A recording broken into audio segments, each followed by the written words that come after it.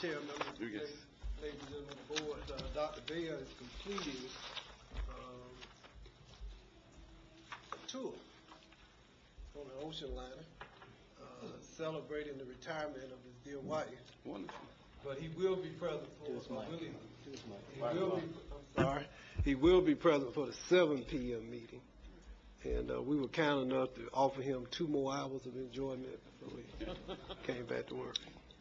And in his stead, he is amply represented by 2 of his most trusted lieutenants.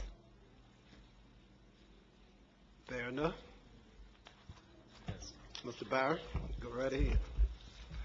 Good afternoon, Mr. Thurman, Dr. Johnson, Mr. McMahon, and members of the board. First, I want to make sure that you all have your copies of your board financial statements. It was in your package.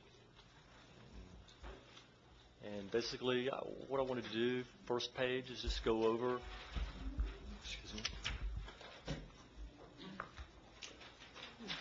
just to briefly go through the first page. I wanted to note that we have on the revenue side that we have collected $454 million compared to $428 million in the prior year. And we are tracking ahead of our anticipation for local revenues, and those local revenues consist mainly of property taxes and the title ad valorem tax. The question, I think the question Dr. Bell has asked in the past is, will this continue? We hope so. We're optimistic that it will, but we cannot give a definitive answer on that. On another positive note, and we received $6 million from the Hury-Mitchell settlement, and I believe those funds were deposited into our account on December 26th, just as a note. That $6 million is not reflected on these November statements.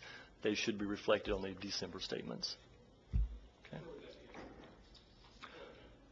I'm sorry, it probably will be, I believe, in local revenues, or there's probably a special line item for settlements. Thank you.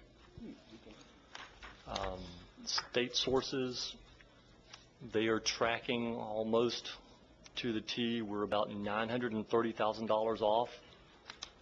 If you look on page 3, you will be able to see that. The bottom small square, you can see the state sources. And they're about $930,000 below our estimates, but we hope to, of course, that will be made up in excess local funds, local revenue. In April, we're hoping that we will have a slight increase in these state revenues, and we will know more about that when our March FTE counts come in. And overall, that's all I have on the revenue side. The revenues are looking okay at this point. On the expenditure side, back on page 1, we were looking at $252 million versus $255 million in the prior year.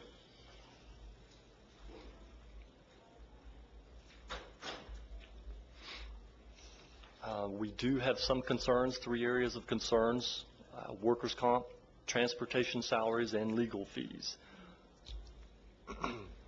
In February, we plan to have a mid-year adjustment in which our revenue anticipations and expenditure appropriations may be adjusted.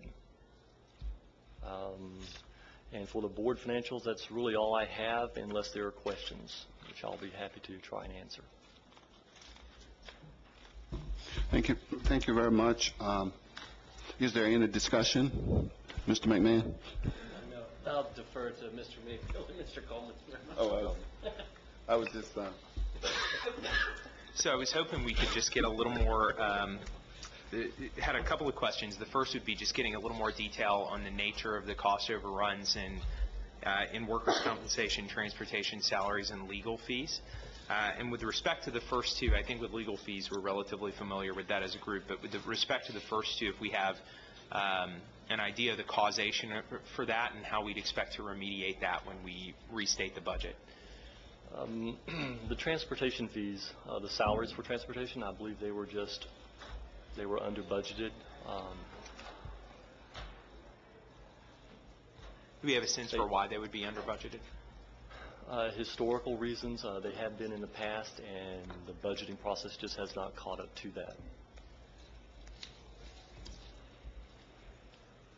What, do you know what the cost overrun is projected to be in those areas now?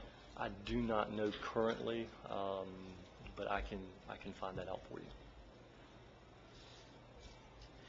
And with workers' comp, do we have a sense for, you know, I know we're at 98%, I think, of the budget now, and so Yes. it looks like we're basically running double. Yes. Workers' comp, Mr. Thurman, would you like to address that? I want to say again, Dr. Bell will be here at 7, and he can provide a more detailed response to some of the questions.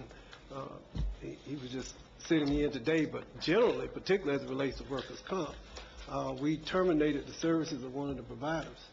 And after their termination, they submitted a substantially high number of bills that they had been hiding that apparently the district was not aware of. I know is that fair, Mr. Ramsey? You might want to speak to that in our effort to clean it up, and you go ahead and explain what happened. Thank you, Mr. Superintendent. That is correct. We did terminate the vendor last year. We're getting very good reports on the efficiency. We have had a lapse of leadership in that area for quite some time. Was able to hire someone about 2.5 months ago, and we were able to dig in, and once the termination was completed, a lot of the old bill review billings came into us that we were unaware of. So that contributes to some of the cost overruns, as well as the district has been settling some stale workers' compensation cases that in the past the district had not settled, but we thought it was more prudent to begin to settle some of those cases, because otherwise the district may pay 3 or 4 times the amount in the long run if we don't settle those in the short term.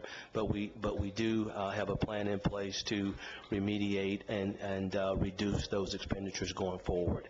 In addition to the fact that it appears that there's an extreme cost overrun, we actually, and we're having that worked up by the finance department now to show the board that we actually cut a lot from that workers' compensation budget last year in anticipation of having some procedures in place this year, but because of the change in the board and leadership, we were just not able to effect some of those policies in a timely manner. But we are putting those in place now, and the board a sufficient amount of cost savings going forward. And a quick follow-up on that. I mean, it sounds like, if I understood you correctly, and let me know if that's right, that we front-loaded a lot of costs to basically clear house on some of the workers' compensation claims. So is it fair to say that you would expect the cost to run at a lower rate in the second half of the year than in the first half? So we're 98% of budget now. You wouldn't expect us to double the budget amount. You'd expect that to be a slower rate of growth. Yes, sir. You're correct. And if I may, Mr. Chair, Ms. Alexander's here, we had several meetings, and she presented me with a detailed inventory of outstanding workers' comp cases that had been on the books. We had a large number of outstanding cases. And to her credit, I asked her and her staff to move expeditiously to resolve many of the claims. They were relatively small, and I do believe, Mr. Coleman, that we will see savings or reduction in costs going forward. But when you clean it up, it's just that. You don't really know what's in the closet till you go in and start cleaning it up. And by the provider, now that's the thing that really surprised me the most, that these primarily medical costs that they had been withholding, that previous administrations were not aware that the costs were out there. They had not been paid. And so after we terminated the provider, they then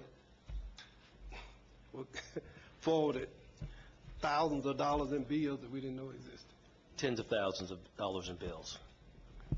And then my final question would just be on the revenue side. I was just looking at a couple of the revenue buckets, and these are smaller than the major sources we addressed, but I wanted to get a sense for if there might be timing issues at play here, or how we think about timing there. It looks like relative to last year, revenues for beverage taxes and other sources under other state sources are coming in slower than they did last year. Do we have a sense for whether that's a timing issue or whether that actually is running under what we expected this year? The beverage tax, We believe that's just a timing difference, but it's really difficult to say at this point in time. Okay. Mr. Mayfield?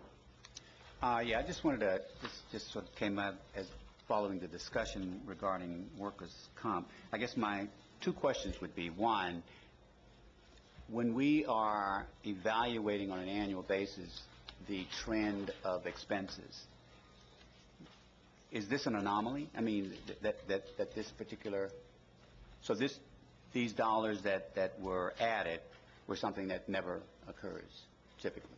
Is that? Well, I can't speak to it historically. It's in the past, and I know Mr. Ramsey can speak to this, we've never taken the posture that, number one, we had too many open cases, and that we could be more aggressive in expediting and resolving the issues so that going forward, because I felt like by maintaining the open cases, it was actually costing us more than selling them. Right. Having been involved in representation and workers' comp over the years, it just didn't quite mesh with my historical understanding as to what we were doing and how we were doing it and the costs associated with it. Yeah, and that's kind of where the sort of the genesis of my question comes from, whether or not maybe it's understated from my point of view, and that is whether or not we have the management protocol in place to evaluate those costs as a matter of routine so that we either see low numbers coming in so that we can either anticipate when those kinds of things happen or to prevent them, quite honestly. We do have that in place now, Mr. Mayfield, and you will see those numbers improve. To your question, historically, no. Dr. Morley? I think a lot of it is being expeditious and being on top of what's going on when those cases come in and not allowing them to lie. So we're talking about from the past. My understanding that where we are now, we're looking at that, and there's some stopgaps put in place in order to be able to rectify those situations where they come about, instead of allowing them to just sit around and waiting for something to happen that you don't know what's going to happen. Is that right, Mr. Superintendent? Well, yes, and I don't know all of the history. It's just what I've been able to divine and discern over since my brief tenure here. Bottom line is that we will do a better job than what we've done in the past in managing this particular activity as it relates to the school district. That's not being critical of anyone. As I say, ultimately the bucks always stop at the superintendent's seat, right? Nowhere else. Correct. And then it's incumbent upon me to do a better job than what we've done in the past. Thank you, Mr. Superintendent. Dr. Carter, your mic light is on. Does that mean that you have a question? I know. I think Mr. Mayfield is using his mic and mine. Thank you, Dr. Carter. Thank you. Thank you, Dr. Carter. Any additional questions? Okay. No further questions. Is there any opposition to placing this item on the consent agenda unless you have some questions, Mr.? No, my only comment was that I appreciate Michael Thurman's leadership in accepting the fact that the buck does stop there. But I do want to just say, for the legal entity of the school district, obviously, is the board. And with legal, it does actually stop with the board. So that's we're charged as the board from that aspect. So that's my only comment. But yeah, I'm good with financials. Thank you, everybody, for the hard work. Thank you. Is there any opposition to placing this item on the consent agenda?